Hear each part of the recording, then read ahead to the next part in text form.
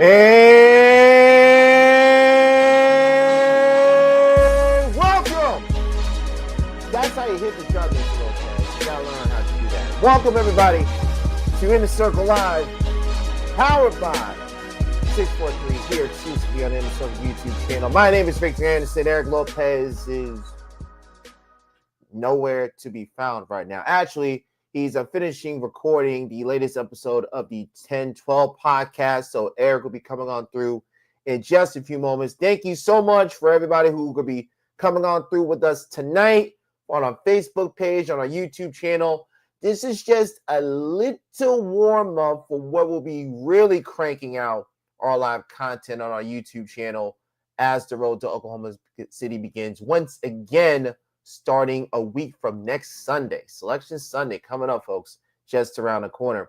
But as a reference, In the Circle on D1 Softball, powered by 643, empowering the future of fast pitch. Visit 643.com to find out about opportunities to have your own 643 facility in your area. That is SIXFOUR3.com to learn about opportunities to get your own facility. Also, if you've been on D1Softball.com lately, we have a brand new website. Fresh look, easier access, but the same great coverage you get from our D1 Softball family. And if you want to jump in on the bandwagon, now is a great time to do it. Use promo code NEWLOOK20 to get 20% off a D1 subscription. That means access to what we've learned, access to Eric Lopez's Bracketology. I'll talk to him a little bit about that when he comes on the show in just a few moments. Also, easier access to our scoreboard. Midweek games finishing up. Kansas and Wichita State are in extra innings. Kansas was leading 5-3 before we came on air tonight. I'll give you an update about that before we close out the festivities. Again, go to the New Look, D1Softball.com. Use promo code NEWLOOK20 to get 20% off a subscription. And if you happen to be on D1Softball.com, you will be able to find the latest episode of the D1 Softball podcast with Oklahoma slugger Ella Parker joining Jenna and Amanda Lorenz to preview the huge showdown in Gainesville this week between the Sooners and the Gators. Oklahoma looking to wrap up the regular season championship in the SEC in their first season in the league. Ella Parker also shares to us what, to her, that championship mindset means. Again, go to D1Softball.com or download the Varsity Network app. Visit the Varsity Network, wherever you get your favorite podcasts. Listen to the latest episode of the D1 Softball podcast featuring Oklahoma slugger Ella Parker. You can also find previous episodes of the D1 Softball podcast as well as previous episodes of In the Circle here on D1 Softball, powered by 643. Glenn Warshaw. I have a feeling, Glenn, that you're going to be very happy with the not only the interview with Ella Parker, but the guests that we have lined up. And folks, two reasons why Eric and I are going live tonight. Number one, lots of stuff to get to. Well, actually, three reasons. One, lots of stuff to get to. Two, there's stuff that we're going to be talking about tonight that you're only going to find on our YouTube channel. That's why you need to subscribe to our YouTube channel. Hit that subscribe button, click that bell to turn on the notifications, hit that like button. Just did an Orange Cassidy like. It's been a while since we've gone live, ladies and gentlemen. At least Eric and I have gone live, but myself, Victor Anderson show, all that good stuff. But like, subscribe, comment, share it with everybody else. By the way, if you are interested in StreamYard, which we've been using for many, many years, there is a referral link in the comment section, which you can get a credit for StreamYard with your subscription. You can have the same access to the various elements that we use here on In the Circle, and we've been able to get this ball rolling. Also, D1 Softball uses StreamYard as well, so click on that referral link down in the comments below to get your streaming journey started today. We're waiting for Eric Lopez to chime in with us. By the way, I want to see where everybody's coming in with us tonight. We always want to kind of implemented that. So for those of you who are just joining us, welcome. Appreciate y'all showing up to us on a Wednesday evening, especially those of you who saw Kansas and Wichita State. Virginia getting a big win versus Liberty, splitting that midweek doubleheader. Liberty beat Virginia last week. Virginia getting the comeuppance this week. The Wahoos have a week off before they get ready for the ACC tournament. So chime in the chat where you're checking in from. We want to know where you're watching us all around the softball world. And by the way, during tonight's show, we're going to announce our not one, not two, not three, but 4 guests. Yes, 4 guests that will be on the next episode of In the Circle. That's going to be coming up tomorrow. Lauren, good evening to you from Alaska. Diehard fan, got Jester chiming in from Coetta, Oklahoma. Boomer Sooner to you, Jester. Big weekend for the Sooners, trying to lock up the SEC regular season championship and possibly, depending on how things go this week and next week in the SEC tournament, maybe a chance at the #1 overall seed. We'll have to wait and see. Florida themselves jockeying for position for a top 3 seed. Now, Eric Lopez put out a tweet earlier today, and I'll ask him about this when he joins us in just a few moments. In his 10-plus years doing bracketology, never has a regular season series at the end of the year had so much on the line in terms of top seeding, player of the year candidates, which if Eric wants us to, well, matter of fact, the USA Player of the Year finalist list.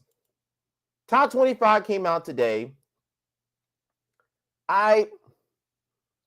If we are really supposed to be talking about growing the game of softball, then why is it that we don't have no non-power schools represented?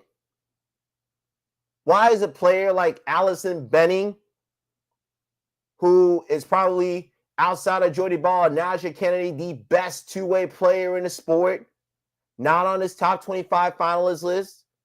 Why is a player like Cad Rodriguez, who is leading the nation in RBIs, why is she not on the list? Why is Mackenzie Butt, who plays at Boise State and leads all freshmen in RBIs?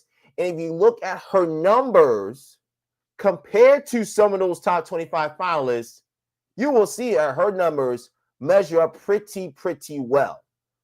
It just bothers us, or bothers me personally, as someone who follows the entire sport, not just the same 4 conferences, not just the same 35, 40 teams that we kind of regurgitate week after week, that they have that we have other players outside of the regular hotspots that are playing some damn good softball, and we have a top 25 list like this. Now, I will say this. I will share this on my own personal Twitter account at CatbirdRed. If you're going to have a gripe about who is going to be on the list, you have to take somebody off the list. And yes, I understand, Jester. It's about all-around play. Allison Benning, and I've seen her, and I follow her for the last 2 seasons, covering the ASUN for Stetson University. Allison Benning on the season, she is 20-5 with a 1.50 ERA.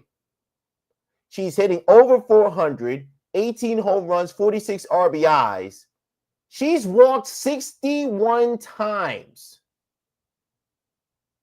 19 of those walks have been intentional. So people do not want to pitch to who the North Florida faithful call Benny Otani. And I've seen her. I called North Florida series last year when they played Stetson, where they clinched a top 3 seed in the ASUN tournament. There's a reason why Allison Benning was a top 100 recruit coming out going to Oregon. There's a reason why she was regarded as a 2-way star. You can talk about what conference she plays in. You can talk about all these other things. If you look at her play, can you legitimately say that she is one of the top 25 best players in the sport? I say yes. Unfortunately, Jester, I think she's out of eligibility after this year. I'm just saying. But I think the way things are going in Oklahoma, where some people thought it'd be a rebuilding year, is going along just fine. Oklahoma ascending back once again to their rightful perch on top of the D1 softball top 25 poll. I'm very fascinated to see how a lot of these teams play, because a lot of these series this week, keep in mind, conference tournaments start next week. Well, the Southland will start their tournament this week. They have a very unique format. They're doing 2 14 pods, and then the 2 winners of those pods will play in the Southland Championship Series, best 2 out of 3 next weekend, and the winner of that will get the Southland automatic bid to the NCAA tournament. But with a lot of these series starting tomorrow, Thursday, Friday, Saturday, how do these teams get themselves ready for the rigors of what they hope will be a deep postseason run, especially in a conference tournament? If I had to say right now who my top 3 would be for Player of the Year finalists, my top 3, no particular order: Carlin Pickens of Tennessee, Megan Grant of UCLA, Bree Ellis of Arkansas. That's my 3 personally. I want to hear who you have in the chat, who you think your 3 is going to be. I know some Sooner fans will think that. Actually, you know what? Since there are a lot of Sooner fans in the chat, and since I referenced Ella Parker was on the latest episode of the D1 Softball podcast, and well, since Eric is being fashionably late as he usually is, you know what? I think we should make an announcement about who one of our 4 guests will be. Don't you? Yep, we're going to do that. Let's hit it.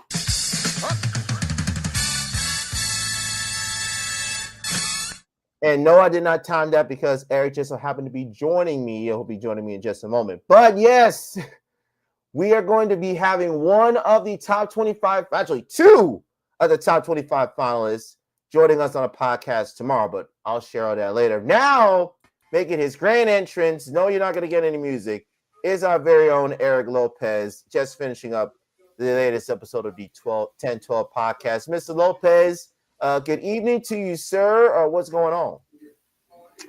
It is going on. There we go. There's my camera. I don't know. I'm trying a new computer here for the record, so we'll see how this goes. I have no who knows how this will go.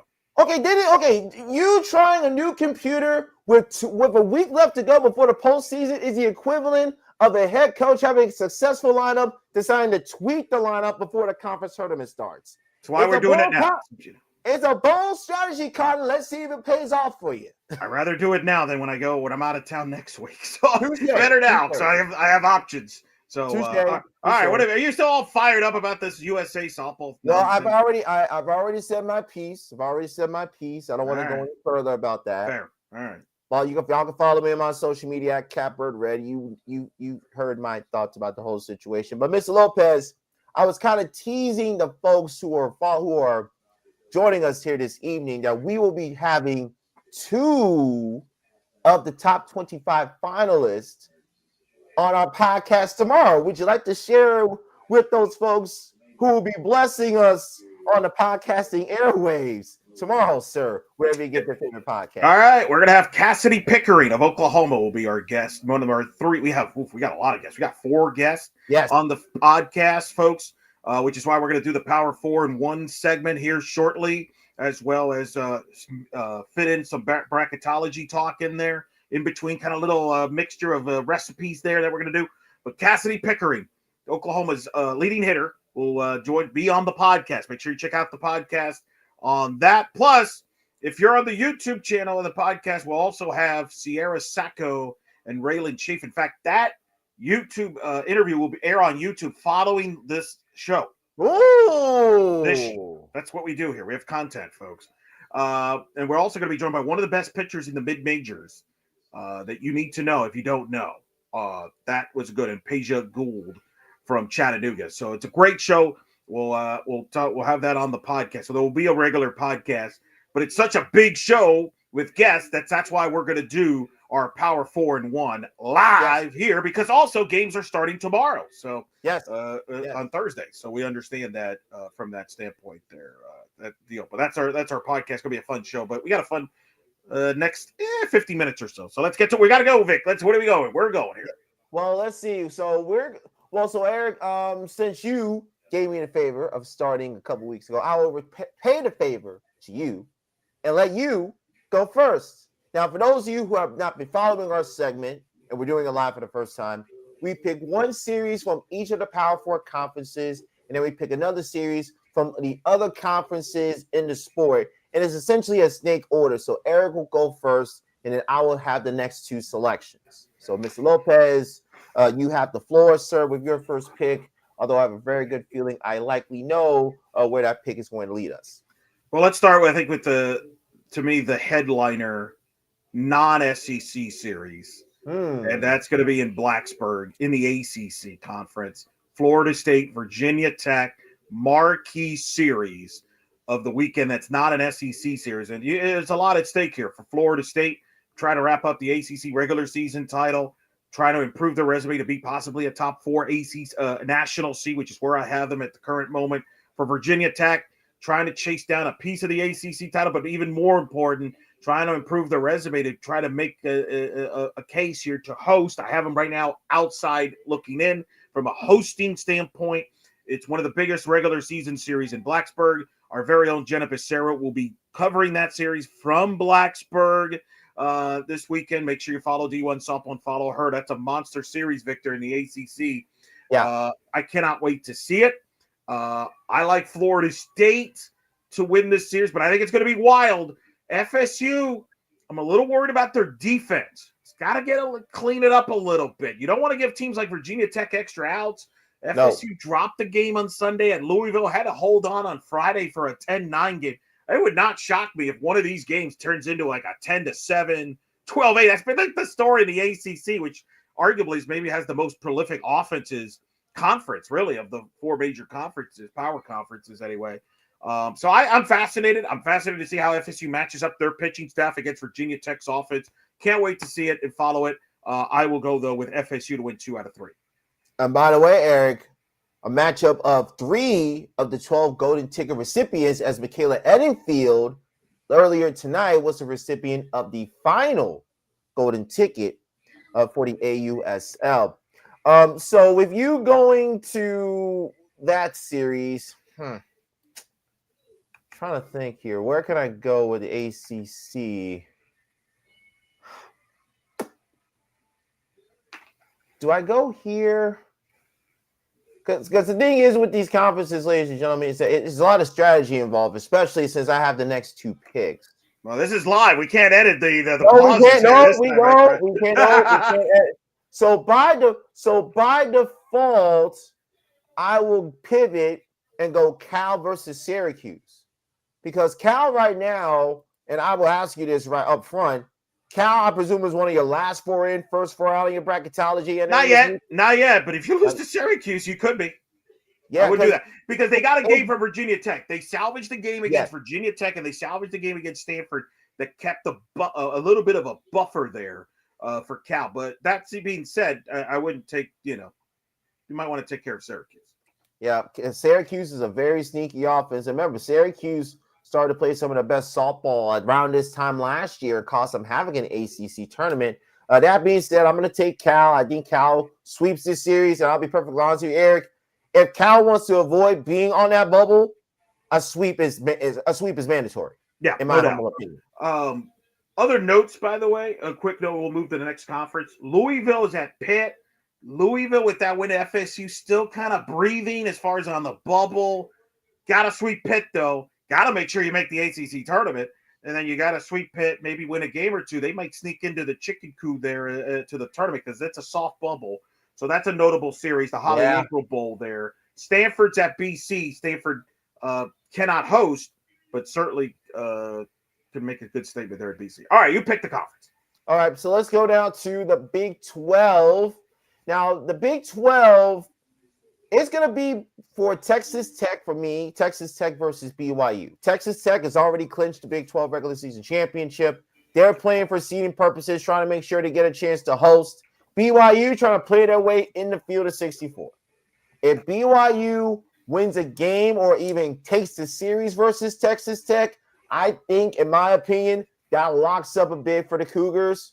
That being said, I think Texas Tech wins 2 out of 3, but it's going to be high scoring in Provo this weekend. I got Texas Tech winning that one. That's a good pick there. By the way, send your picks to series and as well as your bracketology questions if you like to. We'll be on for at least another 50 minutes here or so. I'm going to go to Ames, Iowa. Baylor, Iowa State. Baylor quietly in my first 4 out. Playing better down the stretch.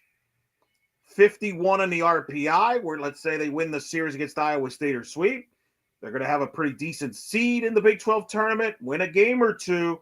Baylor could sneak in as a 6th Big 12 team to get it because they have a way better schedule strength than BYU. And keep in mind, they beat BYU 2 out of 3 last week. Right. So that's a big series. But can they? Iowa State has been really good in conference, been really good at home.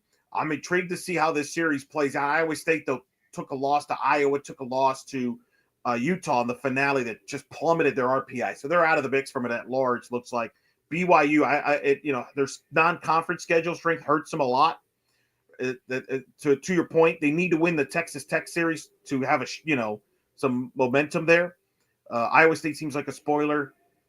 I don't feel comfortable about this, but I'm going to go with Baylor to win it 2 out of 3, sneak out a series against Iowa State in Ames. I understand Iowa State's had Baylor's number recent years, but Baylor needs this series, and they've got the momentum here a little bit. This might be, as weird as it sounds, it could be one of Glenn Moore's best jobs ever if he somehow ends up getting this team to the regional when you consider the injuries they've had, Vic. But we'll see. He's got to win this series. Yes. Gotta start with this series. So the honor returns back to you, sir. We are 2 conferences in. By the way, for those who are joining us late, we are doing our P4+1 Pick'em Challenge. Eric picks for his ACC series, Virginia Tech and Florida State. I pick Cal versus Syracuse, and in the Big 12, Eric has Baylor over Iowa State. I have Texas Tech over BYU. So, Mr. Lopez, your honor, sir. Whoa. Let's see here. Oh boy. The beauties of doing this segment live. We have no net. We're gonna go mid-major. We're gonna go mid-major here. And we're gonna go to the Big East, baby. Woo! Connecticut, St. John's, Dan Hurley against Rick Pitino. No. What? Softball. What? We're a softball. That's podcast. True, folks. Folks, they're softball. Well, here's the crazy thing. Connecticut and St. John's tied for first in the Big East in softball. Who would have thunk it? Are we sure Rick Pitino and Jim Calhoun? No? They may have some influence. Could be. Big series. Big series there. Winner wins the Big East regular season title, gets the top seed going to the Big East tournament there. I'm kind of intrigued to see St. John's. Are they for real? They've been the surprise of the Big East. Good pitching from the Red Storm. I'm assuming that's what they are. Yes, the Red Storm. Very good.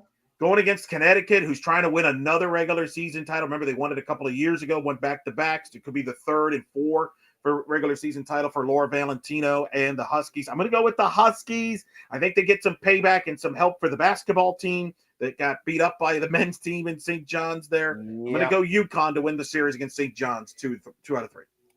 I am going to go to the conference formerly known as the Colonial, which is a whole lot of jumbled mess at the top of the standings. The marquee series there, Elon versus Campbell. We talked about Delaware, rightfully so. Stony Brook has been on a roll, but don't look now. Elon is 19-5 in the conference. Campbell, 18-6.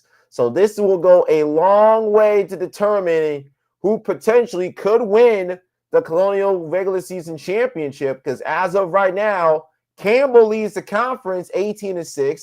Carlson Charleston is 17-7.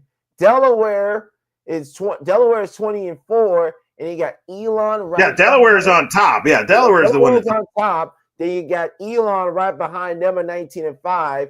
Then you got Campbell at 18-6, College of Charleston 17-7. So a lot of things can happen. By the way, College of Charleston, they take on North Carolina A&T. So that's the series that you presume that they're going to sweep. Delaware has Towson. So Delaware, if they handle business, they're going to win the regular season championship. But that's going to be a fascinating matchup. Elon versus Campbell. I'm rolling with the humps. I'm rolling with Campbell 2 out of 3 in a big Colonial series to get themselves in position for the CA tournament next weekend. Not mentioned, I'm surprised neither one of us went this route.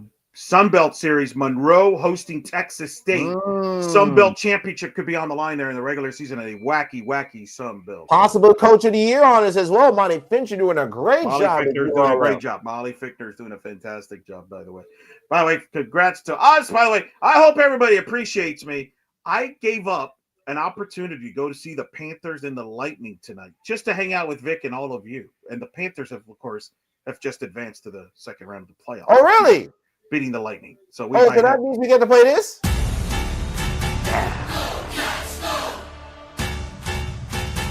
The reigning defending Stanley Cup champions, baby. Okay, let's get back to our regular progress. What we do, folks. It's what we do. All right, you're up. Okay, so now we got the Big Ten. I will go win the Big Ten in a series that does have some significance. Even though we all know what's going on in the Big Ten. I'm going to go Michigan versus Minnesota. Nope, I'm not going Michigan, Minnesota. I'm going Northwestern versus UCLA. Now, UCLA still with a chance to win the Big Ten regular season championship. They need Oregon to stub their toe at home on senior weekend versus Michigan State. That very unlikely. Northwestern very quietly has put together a nice string of wins going into the regular season finale. They've won 7 of their last 8 after getting swept by Nebraska. Now, granted, it was against Rutgers, Illinois, Chicago, and they took 2 out of 3 versus Wisconsin. But if you're Northwestern, with things looking right now, a win versus UCLA gets you golden and gets you good to go for the Big Ten tournament. That being said, Woolery and Grant are going to be too much. I got UCLA being 2 out of 3. And the UCLA wins the series, and then Northwestern takes the final game on Sunday, which has been a trend for the Bruins in Big Ten play. I will go in Eugene, Oregon hosting Michigan State. You're like, what? What's that about? Well, Oregon can't afford a loss here. They're the bubble to host. I have them as a host. I have them as a 15th seed. But their non-conference schedule is not great. They're trying to wrap up the Big Ten regular season title. They need to sweep here to avoid a quad 4 loss. A quad 4 loss really messes things up from a hosting standpoint. Yeah.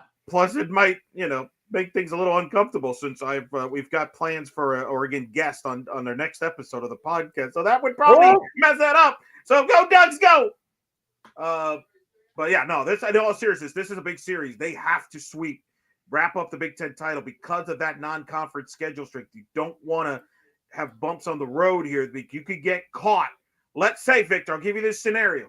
What if Oregon loses a game to Michigan State, gets bounced, let's say, early in the Big Ten tournament, and a Virginia Tech wins the series against FSU, for example, and makes a run to the final? Could you see the flip?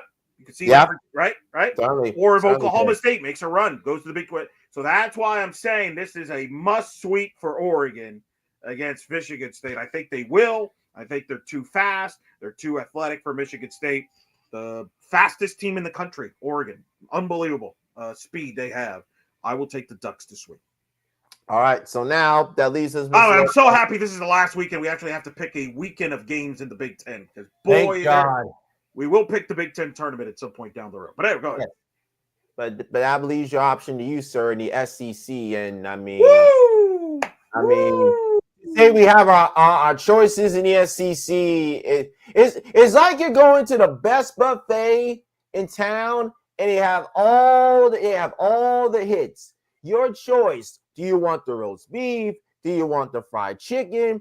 Do you want the turkey and mashed potatoes? What do you want? So, Mr. Lopez, I'll ask you, what do you want? Although I already know what you want. It's unbelievable. Obviously, we got to go to Gainesville, Oklahoma, Florida. It's sold out. In my 10 plus, I tweeted about this. In my 10 plus years of doing bracketology, I do not remember a final weekend of the regular season like this, where you have potentially, like I do in my board, the 1 and 2 national seeds playing each other in the final weekend of the regular season. In Oklahoma versus Florida, they're 2 and 3 in the RPI as we talk. This has massive ramifications beyond just an SEC regular season title. It's going to be electric to see that atmosphere. Florida finally gets Oklahoma to come to Florida instead of Florida playing Oklahoma in the state of Oklahoma. I mean, this is Jen Roach's return to Gainesville for the first time since she left. Tons of storylines. How does Florida's pitching match up against Oklahoma's offense? How does Oklahoma? I mean, it's got it all, baby. It's got it all. I think Oklahoma wraps up the SEC regular season title. I think they win this series 2 out of 3, but it's a tight 2 out of 3. But man, oh man, I don't have a lot of confidence either way. I just want to see the game. We're just here for the drama. We're not here to pick the game. That's what you're trying to say here, sir. That's correct. Yes. Fair enough. Wow. I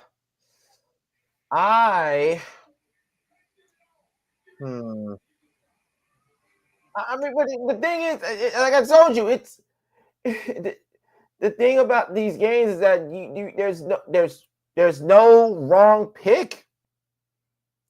Really, there's no wrong pick. So that's why I'm going with Tennessee versus Texas A&M, because whoever wins this series will be the second biggest benefactor behind whoever wins the Oklahoma-Florida series, especially if it's Tennessee, because Tennessee went to Norman and beat Oklahoma earlier in the season.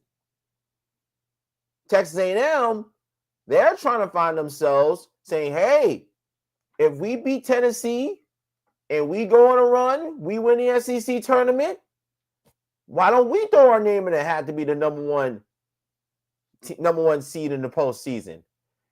Kennedy, Pickens, I am going to pick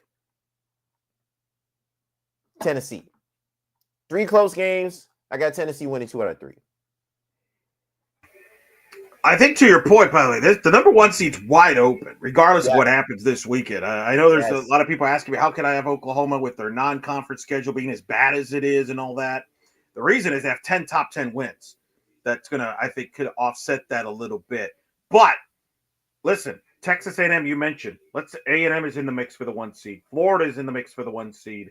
I think if either of those teams win the SEC tournament, that could flip them over to the 1 seed. So I know this, honestly, Vic, this will be the first time where you're going into conference championship week where the number 1 seed is up for grabs. Like last year, we knew Texas was the 1 seed regardless of what happened in the Big 12 tournament. Right. Even with Oklahoma beating them, we knew that was not going to change. This is unique. Oklahoma may have to win the big SEC tournament to keep the 1 seed because of the non-conference schedule. And again, A&M wins the SEC tournament, that could get them the 1 seed. Florida could get the 1 seed. Heck, Texas could win the SEC tournament and make a run at the 1 seed. There's a ton of different scenarios that's going to make this very interesting from that 1 seed standpoint. I want to point out our very good friend, our colleague, Rhiannon Potke, will be covering the A&M Tennessee series this weekend from Knoxville. Our very own Justin McLeod will be in Gainesville covering Oklahoma, Florida series. Our very own Jenna Becerra, as we mentioned earlier, will be covering the big Virginia Tech Florida State series. I will be covering remotely LSU Arkansas, which was not mentioned in this series, which is crazy. So, what? How was that? Why? That's a big series.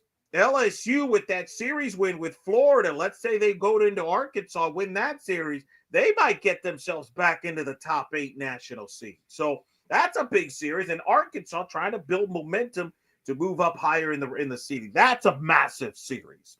And we didn't even reference Alabama versus South Carolina. That's significant.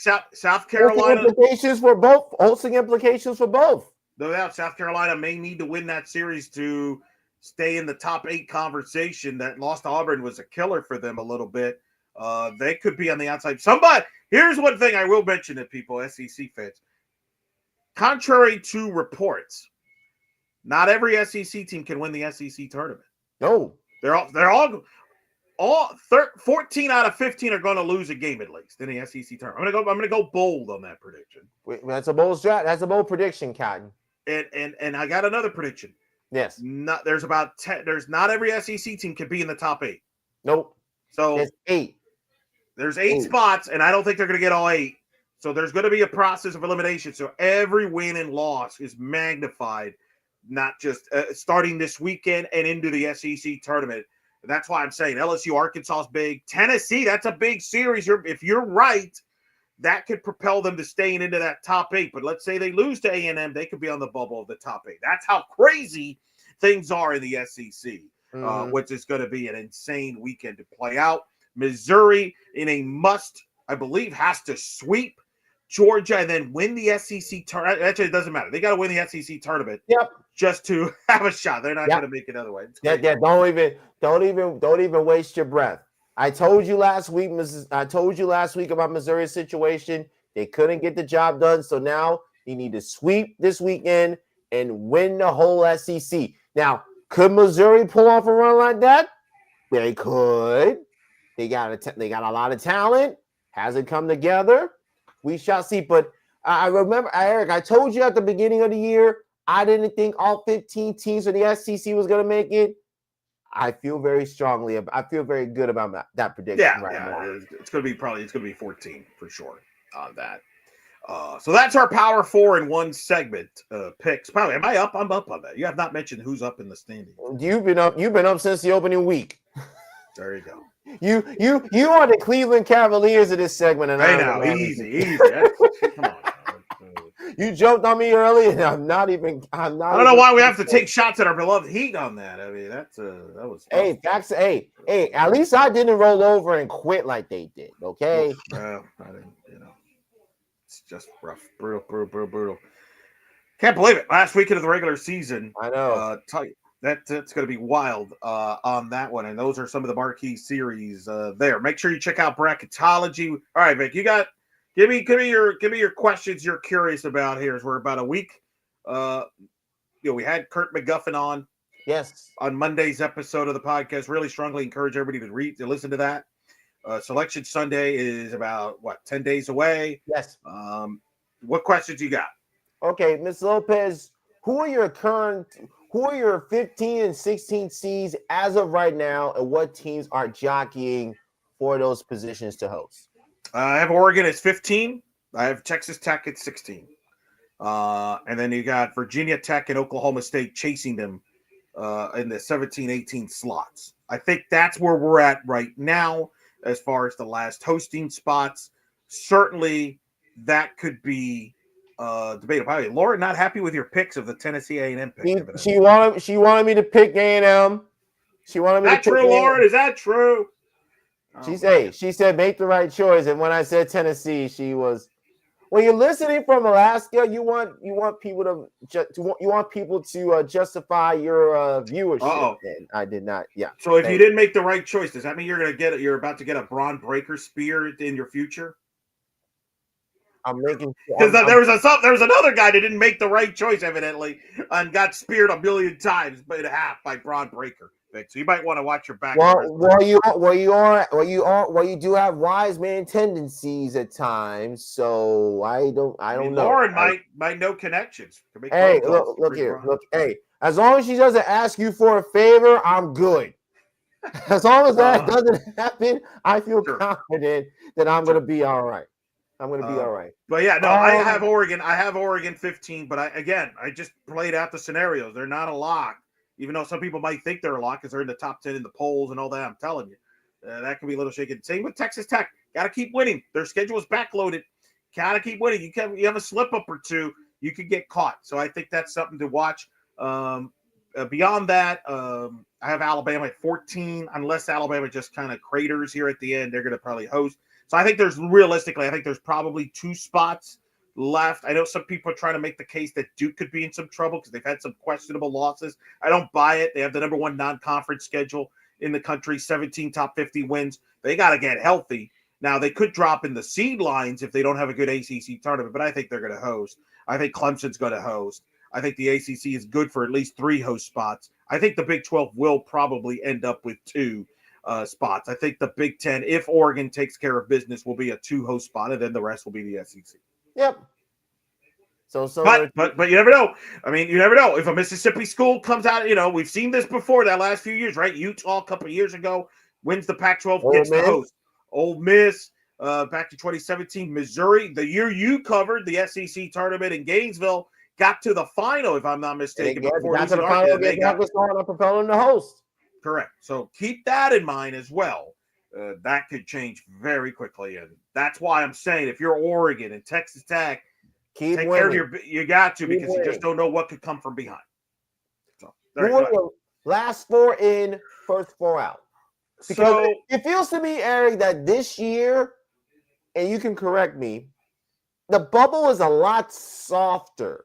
Oh, yeah. Than what we've had in previous years. There are 2 spots that I would argue that it's right. It can be had by anybody.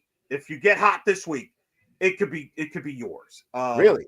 I have Indiana as the last team in, a team that has 2 wins against a projected field. 1 win against Nebraska in a split on the road series, a win against Ohio State in a series they lost. Not a great resume, not to mention a non-conference schedule, about a 150-something. So that's a very weak, soft 64. The one thing they have going for them is they have no quad 4 losses, whereas teams like North Texas, for example, have 5. In fact, let's check the scores. I know there's some games tonight. We haven't gotten to that because that could impact some of the conversations here that we're having.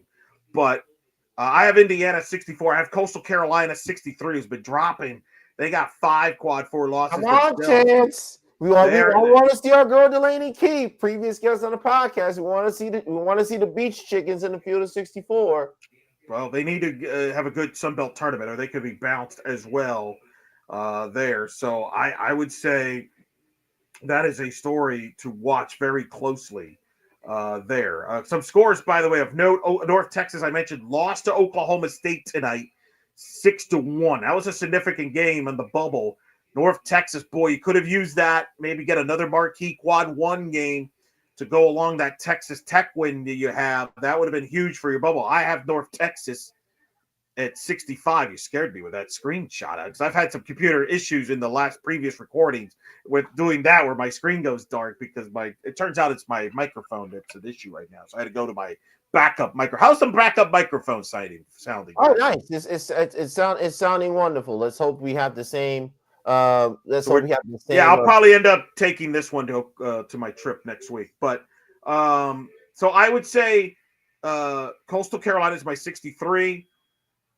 Then you've got a bit of a cushion there, a slight cushion, but I have North Carolina in that 61 range, and I believe who was the 62nd team that I had there? I got to look at my bracketology now. By the way, you see some of the scores. Big win for Virginia, knocking off Liberty in Charlottesville.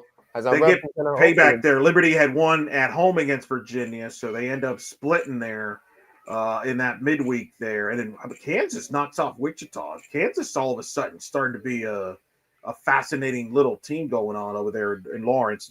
Stanford pulled away in their ball game. There was a close game for a while, but then they pulled away in their midweek against Santa Clara, who's right now the leaders in the West Coast Conference for Stanford. And then UCLA in a battle against Cal State Fullerton, Vic.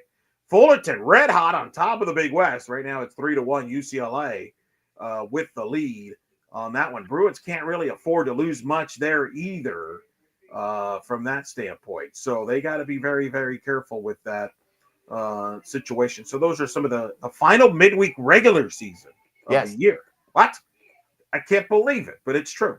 It is true. No more midweeks after that situation, games there. But so to me, that's kind of the bubble right now is 64.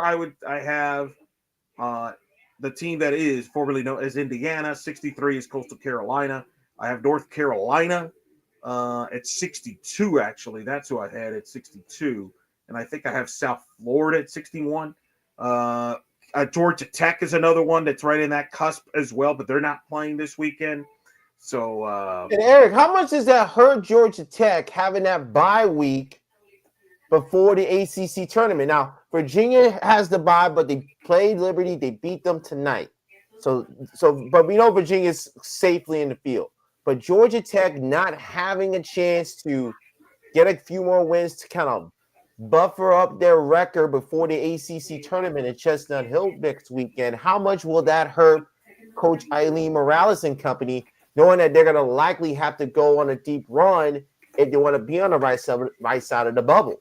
Be in their best interest to win the first game of the ACC tournament at least. Now, they have a good, strong non-conference scheduling metrics. They like them a little bit, but you're not wrong. I would win that first game because if you lose, let's say, the opening round, your opening ACC game, you go into the postseason, you go in on a 5-game losing streak. No bueno. And then let's say some madness starts happening, other teams get hot, you can get bounced. No, you're right. You're right. That is a vulnerable situation. I think I have Georgia Tech 60 on my board from that standpoint because of that. But I think they're in regardless. But yeah, it would be helpful if they won at least a game in the ACC tournament. Avoid a bad loss, if nothing else. Yep, I agree. Just from my vantage point, what's going to be fascinating as we get really in-depth in this bracketology the next 10 days before Selection Sunday, Eric, is where the former Pac-12 teams get placed. Because you can have a situation, and we were kind of talking about this, Eric, off air last week. You could have a situation where if Stanford does not host, they could travel to UCLA or they could go to Stanford. Same thing. Well, Stanford can't host. So Stanford can't host. And that's a unique situation with Stanford, which I'm sure we will share once it becomes official. But what happens with Stanford? Do they get sent to UCLA? Do they get sent to Oregon if Oregon hosts? Cal also, if they make the field, could they be shipped off to Los Angeles? A lot of fascinating storylines with the former Pac-12. Well, I agree. I think Stanford will go to either Oregon or the one where I have them going, Texas Tech, which, yeah. Why, you think that's an interesting regional there, Vic? Why would that be an interesting regional? Wait. Who's that player at Texas Tech who was the 2-time National Player of the Year and got a big old NIL deal? Like yes. He's trying to win a second one. Yeah, second National Player of the Year. He's leader in the country. Yeah, that would have a few storylines. That could be a little awkward. A few. Yeah, by the way, if you go to D1, if you watch the D1 Softball podcast with Jenna Becerra and Amanda Lorenz, which they have Ella Parker, the Oklahoma standout, by the way, not a bad one to have as a guest. Jenna, this right here? Right there. There you go. Yeah, that's a pretty good one, folks. If you're a Sooner fan, you got no complaints here, folks. I think you know who likes your, who gives you good Sooner coverage of all the national brands. Okay. Hey, we don't want to be on. Hey, we don't want Chris Plain to. Chris is fine. Why don't you stop? Leave him alone. He likes us. I know. He does. There's other. Maybe he does. But anyway. But I don't blame him. I don't either. I do think that is a possibility for Stanford, and Jenna actually does discuss the Stanford situation hosting wise. So I'm not going to say it here because I want you to tune in over there. But she does break that down. Yes. You can listen to it on the Varsity Network, and you can also listen to our podcast on the Varsity Network as well, and download the Varsity Network app. Please continue. As far as Cal, right? Cal could go to UCLA because they could bust there. They could be shipped out. I got them going to Texas, for example, this week. There's a storyline there for you with Spencer going against her former boss, Mike White. I have San Diego State right now as the 2 in LA. But again, there's a lot of teams that could go to LA. Arizona State could go as a 2 as well. They could bust there. So, again, those are the things that committees have to figure out from a busing standpoint. And again, it's 400 miles. You got to have a certain amount on that deal. By the way, South Florida is my 61. If you're into this, Carolina is 62, Coastal 63, Indiana 64. That's my last four in, with North Texas 65, Baylor 66, Louisville 67, Michigan 68, BYU 69. Wow, Michigan 68. They haven't had a good win since February. Mm-hmm. That's a problem. Yeah, and their best chance for a win was against UCLA, and they got swept. They got swept, so they're gonna have to make do some damage in the Big Ten tournament now, in my opinion. But the point is, they still have a shot, which tells you about the softness of the bubble, Vic, to answer your question earlier there. And keep this in mind, I think there's two conferences, if you're a bubble team, that you are rooting for chalk. The American in Tampa, Florida. Mm-hmm. You're definitely rooting for FAU in that one. Yes. Okay. FAU and USF to a certain extent. If USF wins, it's not the end of the world, because I think they would get in. But definitely FAU. You're rooting for FAU if you're a bubble team. And then the other one is USA. You're rooting for Liberty. You do not want anybody else to win that conference tournament, because if somebody else wins that tournament, that will be a bid stealer, because Liberty will be in the field. Mm-hmm. And that's going to be at your expense. And that's why I'm saying, Vic, if you're Indiana, Coastal, that is a weak spot. That is not a spot you ideally want to be in right now. It's a very vulnerable teams that could be easily, they could win out and still get passed over. Although, we'll see. Coastal is definitely in trouble. They have not peaked at the right time. They're a game back of the Sun Belt. Just a lot of interesting, weird losses for them. So we'll see. Indiana, we'll see if they make a run to the Big Ten final like they did last year, which is basically what got them in. They were the last team in last year because they made the Big Ten final. If they get bounced early, that could be trouble. But again, watch those two conferences, the American and the CUSA, for potential bid. You could argue other leagues like the WAC. What if Grand Canyon doesn't win? Do they get in? I'm not ready to say that definitely, but certainly if you're a bubble team, you would prefer that Grand Canyon just win, so maybe it doesn't give the committee something to think about. Exactly. Mountain West, honestly, that's one that feels like it feels like it could. It feels like a one bid league. It's not as strong as it has. It depends who wins it. Like if Nevada wins the automatic bid, I think San Diego State still could get in as an at-large. Remember, they just beat Arizona last week. They did, right? Remember what they did in Clearwater? Yes. I think they would be two bids in that scenario. But if San Diego State wins the tournament and Nevada does not, now that could be a one-bid league, because you look at Nevada's resume, there's not a lot to work with there. So if you're a bubble team, you're almost rather root for San Diego State to win the tournament and then take your chances against Nevada in a head-to-head at large, in my opinion. And the interesting thing you brought up with Coastal Carolina's resume, and I want to kind of share with everybody right now, the newly revamped D1softball.com. Wins against Kentucky, wins against Georgia Tech. That's way back in February. Win against Wisconsin. And win against UConn. Depending on how UConn Right. Depending on how UConn does against St. John's in the Big East tournament, a win against the Big East regular season and or tournament champion. And then the big one, right there's the big one there, South Carolina. At South Carolina. 5-3. I would know because I was broadcasting that night. Matter of fact, you were in the booth. You were in the booth in the land with me when we were following that score. But here's the problem: lost 2 out of 3 to Troy. Lost 2 out of 3 to Georgia Southern. Lost 2 out of 3 to James Madison. And now you got to play Appalachian State. You got to sweep that series against Appalachian State, and you need to make a deep run in the Sun Belt tournament. If that happens, I think the Beach Chickens get in. But if you get bounced early, are you going to be sweating come selection Sunday night? Yeah, no. The JMU loss was shocking. If this was other years, if the bubble was a little stronger, they'd probably be out right now. Yeah. But because of how soft it is. But they're hanging by a thread, and you're right. Honestly, because of the way the Sun Belt tournament format is, if I'm Coastal, you just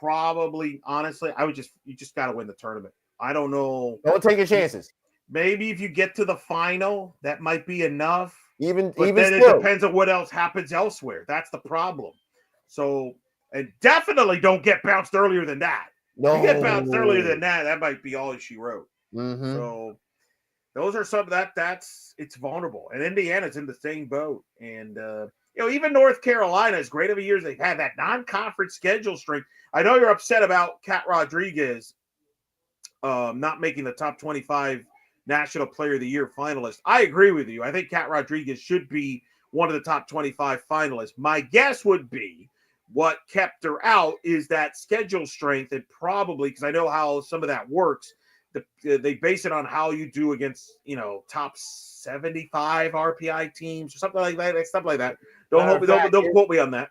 As a matter of fact, look at their non-conference schedule. Appalachian State, Auburn, they lost both of those games. Southern Illinois, the wild game they had against Coastal, but Drexel, Princeton, George Mason, right, Maryland, Wagner, Queens, Elon, St. Joseph. You're picking up what I'm putting down, ladies and gentlemen. But that's why North Carolina is in the position that they're in right now. Right. Otherwise, it'd be it. Right. Correct. And I think that's why they've hurt. That's probably why Cat Rodriguez is not a top 25 National Player of the Year finalist. I don't agree with it. I would have had her in, but I think that's the reason why they did that. Scheduling probably is your answer to whatever player you thought should have been in. But I definitely think Cat Rodriguez should have been in. I would have put her in over Minnick, for example, of Indiana. Yep, I agree. I would have had Allison Benning. I would have Allison Benning for North Florida in over her as well. Yeah, it's interesting, but they did what they did. 25. We'll see what they do in a few weeks when they go to top 10. That'll be interesting to play itself out there. So that's kind of the idea. What other stuff you got for me here? One final thing, Eric. Which conference tournament outside of the SEC next week will have the biggest implications in terms of national seeding? Because we know the SEC is its own separate gorilla, not the 100 humans versus gorilla. It's SEC is its own gorilla. What conference tournament will have the biggest impact on the field of 64, not SEC next week? As far as seeding? Seeding, yes.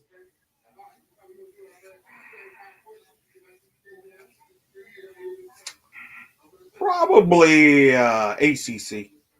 Because, what does Florida State do can impact how high of a seed they could get. Virginia Tech, Duke. Virginia Tech trying to host. Duke trying to hang on to host. Maybe a slight edge over the Big 12, because I could argue that the Big 12 would also have an impact, because Texas Tech might need to get to the final or at least in a minimum to host. Oklahoma State could play themselves into hosting if they win the Big 12 for it. So yeah. I think it's between the ACC and the Big 12. I might give the slight edge to the ACC, because I think the ACC is the number 2 conference right now according to the RPI. What if Louisville? Not that this is hosting, but Louisville, if they sneak into the ACC tournament and win multiple games, that might be enough to jump an Indiana or jump a Coastal Carolina to host, for example. Baylor could do that in the Big 12. So I think those would be the conferences to watch. The Big 10, really, to me, it comes down to what does Oregon do? What does Oregon do? Does Oregon get to the final? If they do, they're probably going to host against UCLA, particularly. If they get bounced early, that could get it really interesting, what they do. Fair enough. So we'll see. This was fun, sir. How's the computer? This is all new. I had to go to the backup microphone because my and Vic knows this for behind the scenes recording. I've had some glitches with the other microphone with what we use here, StreamYard. So I didn't know if it was a computer issue or a microphone issue, because I've not had this issue when I record on other stuff, but nonetheless, whatever. And then this is my backup computer, because my other computer is a little up there in age, and I would prefer not to travel with it. But I wanted to see if this computer works, because if it works with live shows like this, then I can feel comfortable taking it to where I'm going, which will be, and might as well announce it now. Hold on. I wasn't even prepared for the announcement. Hold on. There we go.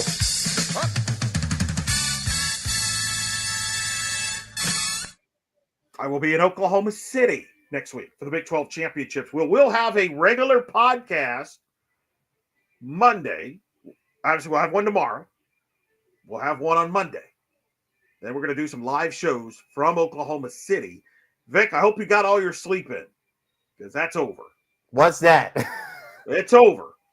We might actually be on next week. Sleep occurs for me on Saturday mornings when I'm working from home. We might actually be on a week from tonight around this time. We might be on live when I'm. That makes a lot of sense. Yeah, exactly. Well, you're welcome. The madness, mayhem is here, my friend. So there's gonna be some late hour shows. So we'll let you all know about that as we in the coming days. Wait. So that means the return of Inner Circle After Dark, right? As long as you're awake, you better be awake. That's called it. It's called taking a nap when I get home from work. Okay. Hopefully, have a big alarm. Yeah, we could be. We'll see we'll obviously see what the conference championship schedules look like. We'll get into that more in the podcast version here, either on tomorrow's episode. If not, definitely in Monday's episode. We'll keep you updated on that. But yeah, we will have 2 regular podcasts, but we won't do 2 regular podcasts next week because we will be doing some live shows from Oklahoma City because there's a lot of games that are going to be going on next week. And like I said, we got a cool cast everywhere next week, which we'll get into later on in the podcast forum there. So, yeah, this was fun. Appreciate some of the feedback. Just keep this YouTube channel. It's going to be really busy now in the next few weeks here on this YouTube channel. There's going to be shows from here. We'll have guests on this show. We'll have content posted on this show frequently like we do now. So that's going to be a lot of fun. Coming up next, if you can't wait for the podcast to come out tomorrow morning, and subscribe. First of all, you need to subscribe. They're powered by 643. But if you cannot wait, interview with Sierra, Sacco, and Raylan Chafin coming up. This was the interview I recorded Tuesday night, right after Vic. They got their 2 golden tickets. We'll get into more of this and the AUSL draft on the regular podcast tomorrow. Yes. But pretty exciting stuff. They got a surprise that during the baseball game at Mississippi State. Yes, they do. And Eric gets a chance to talk to him about that and much, much more on that episode on that interview that you could watch immediately after this live stream ends. And by the way, Eric talked about how we were powered by StreamYard. If you want to get started on your journey, click on the referral link that I just posted down below. You get a $10 discount to StreamYard, whatever subscription level you choose. And we'll be able to get that. You can get that set up for you. So you can stream just like Eric and I stream on Inner Circle. We've been using StreamYard for many, many years. D1 softball uses StreamYard. You'll be seeing a lot of that when we do our D1 softball selection Sunday extravaganza, which will be coming up next Sunday. Details coming up on D1 softball on your favorite social media platform. And again, follow D1 softball on social media. Listen to the D1 softball podcast with Ulla Parker. Listen to our podcast. We are jam-packed with guests left and right on tomorrow's episode. So be ready for that. And also, Bang Nine, Wemblero, that's you. I'm calling you both out. Where are I didn't hear or see neither of them in the live stream tonight. Maybe they're just like, okay, we're waiting for the real. Are they taking a nap for you? Maybe they're taking a nap while you're. Well, maybe I think Wemblero was at work. It's Thursday morning. It's Thursday afternoon where he is. So that's true. That's a valid point. This is true. So we appreciate all of y'all who came through with us tonight. Kind of our dry run, if you will, before we really get things cranking out, because May starts in about officially 56 minutes. So yeah, May's here, and the mayhem will soon commence. And Mr. Lopez is like, yeah, long nights doing with Bracketology. Have fun with that, bro. Thanks. Go ahead and sign us off, Vic. So for Eric Lopez, I am Victor Anderson. We hope you enjoyed this edition of Inner Circle Live, powered by 6.